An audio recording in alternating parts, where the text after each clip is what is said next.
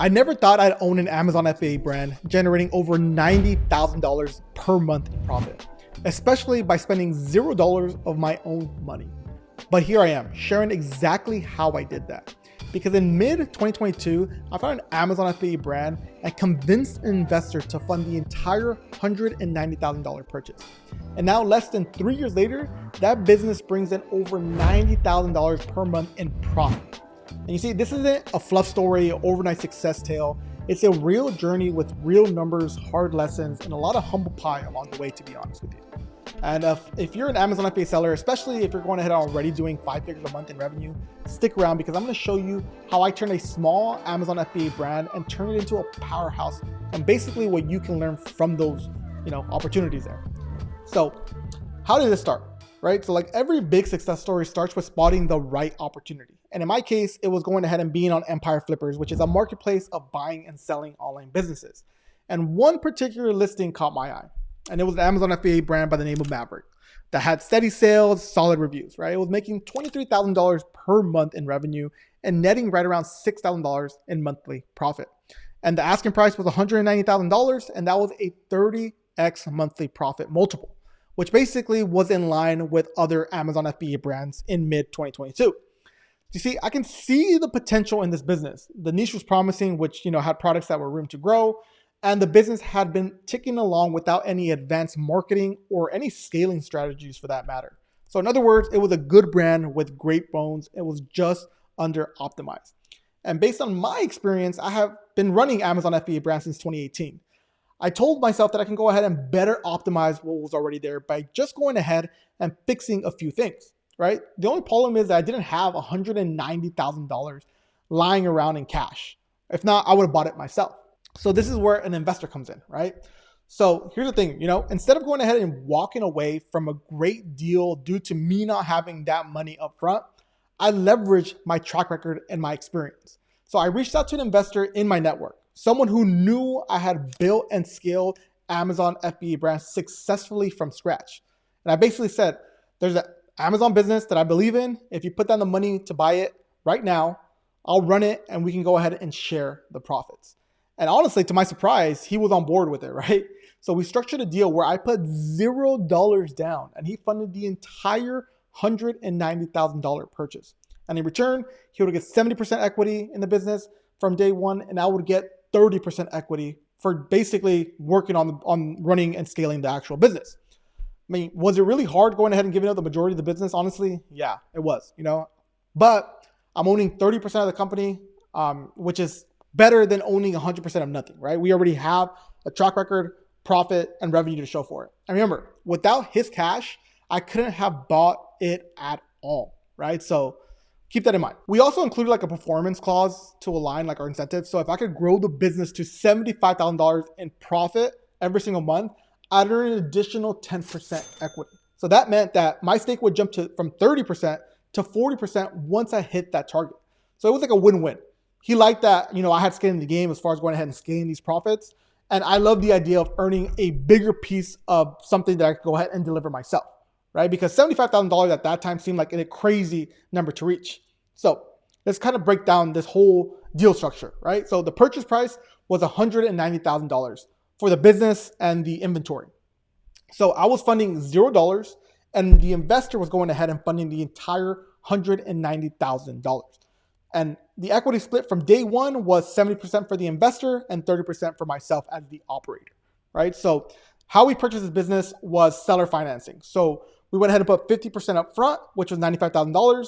And then the remaining 50%, which is $95,000, was agreed to be paid within 24 months, right? So this is like an earn-out agreement. And then the performance clause, if monthly profit hits $75,000 per month in profit, my equity will go ahead and increase by 10%, going from 30% to 40% and reducing my investor share to 60%. So these terms might sound generous, like to me as an operator, and they really work, right? Like essentially the seller agreed to, and essentially the seller agreed to an earn-out phase as well, taking half the payment now and half the payment, throughout 24 months. And the investor took the chance on me without putting any capital down, which again, sounds crazy. So one thing that people ask me, like, why would people do seller financing? And mostly because, if somebody's really confident in their actual business to really go ahead and, grow, and they just don't know how to get it to the next level, they're more than happy to go ahead and give you seller financing. Everybody's in a different boat when they sell their business. So it also go ahead and reduce the cash needed to make this deal happen. And he had no other buyers willing to go ahead and buy this business. So he went ahead and took the deal, right? So we closed the deal in July of 2022. And overnight, I went from being an Amazon FBA brand builder from scratch, working on my own projects, right, to a new owner operator of an acquired brand. And, this is kind of a surreal feeling, right? Like I remember refreshing the Seller Central account, and basically saying like, okay, now it's time to go ahead and get to work. Because literally I was the sole Amazon FBA operator. It was literally up to me if this business was going to succeed or not. And, from day one, it was kind of like managing all the listings, customer service, advertising campaigns, inventory forecasting, like you name it, as far as like, day to day, as far as what goes on in Amazon FBA. And like we did have like a transition period with the actual, previous seller. But once that was over, it was literally me steering the ship, right? So my investor partner wasn't going to be involved in day-to-day operations whatsoever. His role was essentially just being an advisor. Plus, he did have one huge value add though, and that was connections to manufacturing and basically coming up with different terms with the supplier, because he had experience growing his own brands within China, but just in a different type of niche. But that was quickly our big win, right? So one of the first big moves we made after taking over this business was changing like product suppliers. And the brand was sourcing from a manufacturer that quite frankly wasn't giving us the best price or payment terms. So with my investors' help, we identified new suppliers who could produce the product at the same or even better quality for a significantly lower unit cost. You see, like negotiating supply chain improvements was crucial. Like we were able to go ahead and shave down on costs. We instantly were able to go ahead and bump up profit margins on every single sale right off the bat by just going ahead and implementing this, which made it a lot easier to actually scale, which I'll get to a little bit later. So that was a cool, like tactical early win that we had, right? So if you acquired an Amazon FBA business, don't just accept the existing costs as fixed, right? We improve on the COGS, cost of goods sold, which meant even with the same sales volume, we'd make more money. So for any Amazon FBA seller watching right now, whether you built or bought a brand right now, regularly review your supplier's options and negotiate every single time. It can literally be night and day as far as a price difference in your profitability.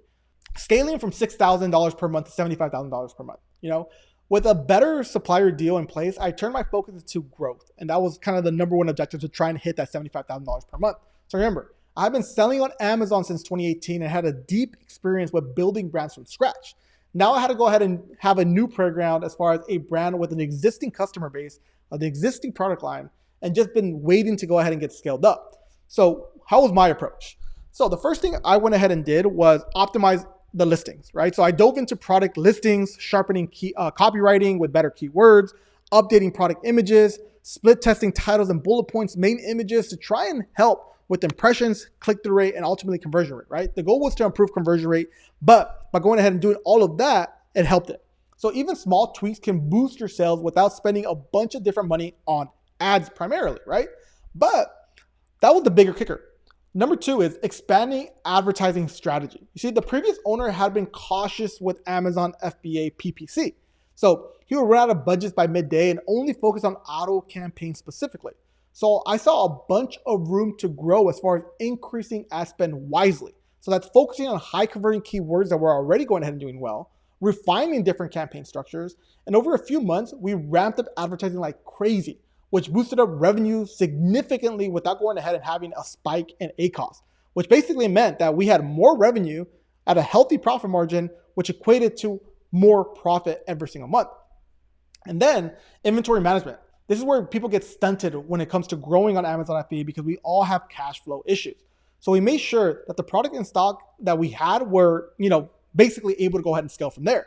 Since we had more capital thanks to our investor, we could place larger orders with our new suppliers, which basically went ahead and drove down product cost as well. So nothing killed momentum more than running out of stock. So this was key as far as going ahead and having a war chest of inventory, which we're able to go ahead and have based on this outside investor. The next thing is product line expansion. This is where I made a bunch of mistakes. And I always had the idea that we needed the next home run product. So we launched numerous products and they were all swings and misses. So honestly, technically, I could have got to $90,000 in profit per month even quicker, But I'm glad that I went through these growing pains because now I know exactly what to launch. So I started launching products that were already contributing to all of my sales. So same products, but in different colorways, different sizes. And basically this was the ultimate game changer. And this resulted in a higher conversion rate, better placement on Amazon, and ultimately I got like a bestseller badge that literally took my brand to the next level. And that's basically the key there. As far as knowing what products to launch next is more important than actually scaling the actual business, right? So lastly, it's like customer experience and reviews, right? People overlook this. So I doubled down on like follow-ups, email sequences to try and get more reviews. And the brand already had really good reviews, but I wanted to go ahead and make them even greater. So I improved on the packaging, added thank you insert cards, and basically refined the product based on the feedback, right? Continuously going ahead and improving on it because a strong reputation meant better organic sales, better conversion rate, more returning customers. And we'll get into like AOV, LTV, and everything like that in the future. But all these changes didn't explode the business overnight, but they really stacked up win over win over win throughout these years, right? So we're seeing basically when we're comparing month to month, we're growing continuously. Obviously, everything wasn't smooth sailing, especially like there was challenges where we had like a hijacker that came in and tried to sabotage all of our best-selling listings, which again, it's a sad reality to Amazon FBA, which were resolved pretty quickly, right? Like we had to go ahead and purchase this actual item, send it to Amazon, see that this is actually a hijack and it wasn't our product. Everything kind of stayed afloat, right? Like I've been at Amazon FBA for 2018, so I've seen it all, right? So obviously it's not rainbows all the time. But early 2025, we were kind of getting close to that $75 per month profit goal that we set, right? And I was really laser focused on getting there, not just for the equity bump, but because it basically became a personal challenge for me that I could go ahead and do it, right? I can 10x or more a business that I took over from $6,000 to $75,000 per month in profit. And finally, in May of 2025, it happened. And, we crossed over $75,000 in profit in a single month, which is crazy. So to put it in perspective, that's basically over $300,000 in revenue that month, given like our profit margin of like 20 to 25%. And that was a huge milestone. Like I remember seeing that number in May or like this month alone and feeling a mix of like gratitude and like disbelief, right? Like I was like as far as me being grateful, right? Like, yeah, I was the main operator, but my investors' support with capital, the supplier connections was basically invaluable. And like, let's not forget, like the previous owner as well, like he built a solid foundation on this actual company. And I felt disbelief because how far we come from $6,000 a month in profit and starting in 2022 to where we're at right now, right? So like hitting that target also obviously triggered that performance clause. So true to our agreement, now I am 40% owner of Maverick, which is kind of crazy, right? Like it kind of happened overnight, but having like 40% of a business making 75, which now is like $90,000 per month in profit, is like life-changing levels of ownership, right? The business was bought for $190,000 and now worth way more, right? After that. And I want to emphasize something here. Like this wasn't literally just me going ahead and doing it. Yeah, I put in all the work day in and day out, but I acknowledge how crucial the deal structure that we initially had was, right? Because the investors' backing and belief in me was basically that springboard that I can go ahead and do this over and over and over again. And I couldn't have done it without him taking that leap of faith and putting basically his money where his mouth is, right? And also it's like the seller willing to go ahead and put down 50% right now and having us pay 50% later on, and because he believed in the business and believed in us. That's crazy as well, right? Like it had to literally be like the stars aligning. And then obviously me, like my prior experience since 2018, including all the mistakes and the lessons that I've learned from actually building brands from scratch, meant that I can go ahead and step in and hit the ground running. So if I attempted to kind of acquire this business and if I was a complete like newbie when it comes to Amazon FBA, I might have really fumbled the bag in the situation. So if you're watching this and thinking like, wow, he's so lucky or he's so special, I want you to know that I'm not special whatsoever. I was just prepared. And you can prepare yourself too by building your skills and knowledge now. So when opportunities like this come along, which again, there will be, it might not be this particular case, right? Just seize the moment with confidence because you are ready. You are prepared for when that opportunity does come, right?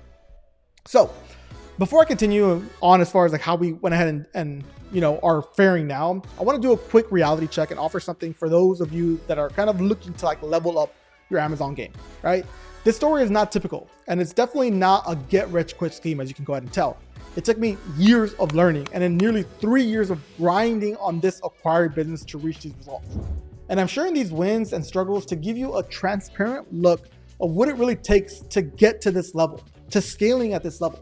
So if you're an Amazon FBA seller already doing, let's say like $10,000 or more per month, and you're serious about scaling your business, I want to help you achieve similar results without all the try and error that I went through these last 7 years with Amazon FBA.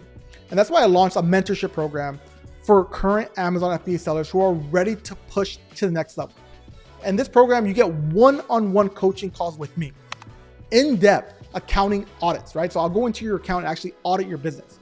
You get access to my SOPs, weekly live streams, and also a Discord community with other ambitious current Amazon FBA sellers.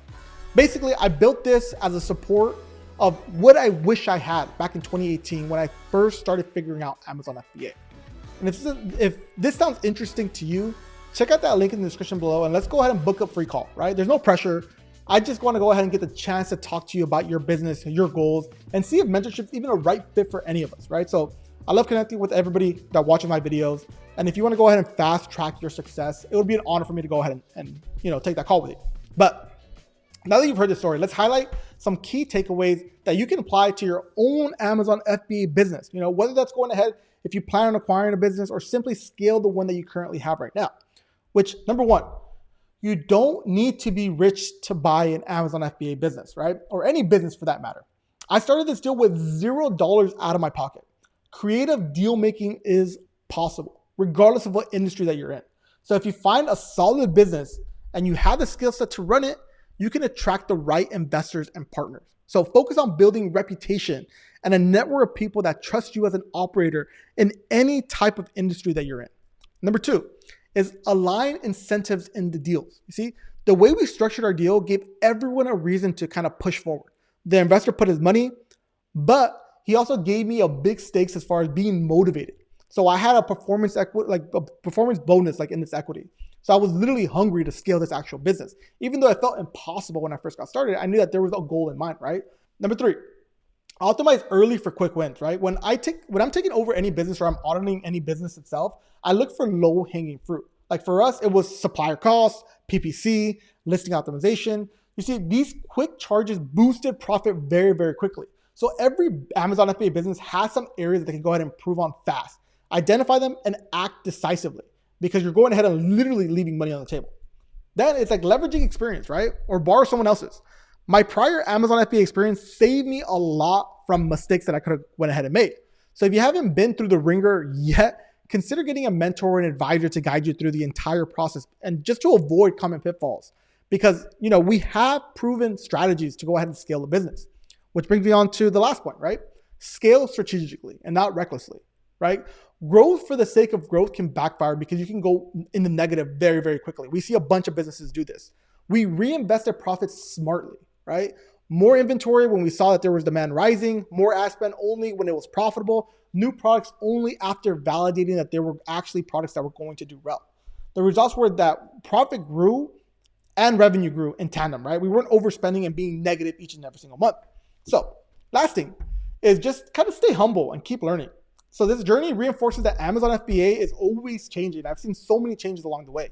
I've faced new challenges. I've had that hijacker, but along the way, I've always stayed humble and, being willing to learn and adapt very, very quickly. Like, don't be cocky when things are good and don't be, disheartened when things get bad because things are always going ahead and changing when it comes to Amazon FBA. But more importantly, transparency builds trust. I've been very open with the numbers and the details here in a space where people are exaggerating or hiding the truth. Being transparent has always been my secret weapon, and that's probably why you guys follow me. It keeps you honest and attracts the right type of partners, team members, or even customers or viewers like yourself, to go ahead and be on board with me. So whether you're seeking like an investment, hiring help, or looking for mentorship, gravitate towards transparency always. It's a sign of integrity, right?